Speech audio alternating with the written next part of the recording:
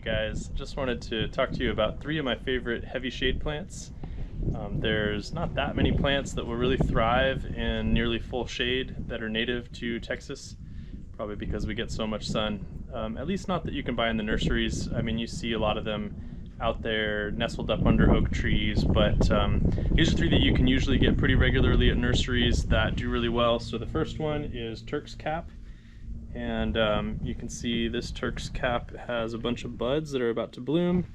It has blooms on it, and some of those blooms have these little stamens that poke out, and so really beautiful, attracts a lot of hummingbirds. You can eat the flowers, and as you can see in August with irrigation, these are doing great. They're looking really good, and that plant can also tolerate a fair amount of sun. Now next up I want to show you guys the chili Pequin. So this one has peppers on it.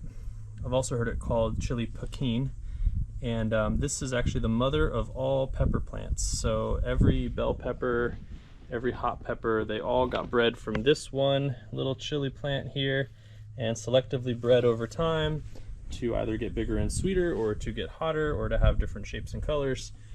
So that is a nice shrubby plant. It can get pretty big. You can see this one's loaded with peppers. You can definitely just cook with those. They're pretty spicy in my opinion, but the birds will eat them and they don't seem to mind the spice at all. So this attracts a lot of songbirds.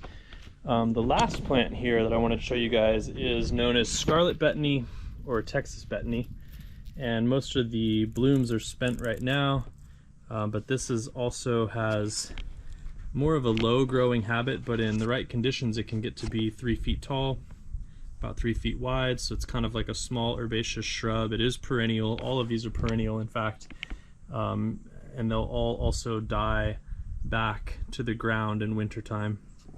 But this Scarlet Bettany plant has, one of the things I like about it actually, it has kind of like a musty or musky smell, and I almost can't tell if I like it or not, but something about it, I want to keep smelling it even though I don't really know if I like it or not. It's a funny thing about smells, right? And so yeah, this garden gets a little bit of sun in the morning from it poking in over there, and a little bit of sun in the afternoon from it coming in over there, maybe just a couple hours on each side, each half of the garden, but really quite heavy shade. And as you can see, these plants are doing really well. So there you go, 3 options to plant in heavy shade for plants that are native to Central Texas.